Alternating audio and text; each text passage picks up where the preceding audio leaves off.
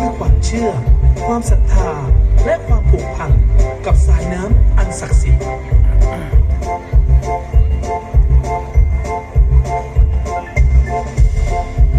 สายน้ำไม่เพียงแค่ให้ชีวิต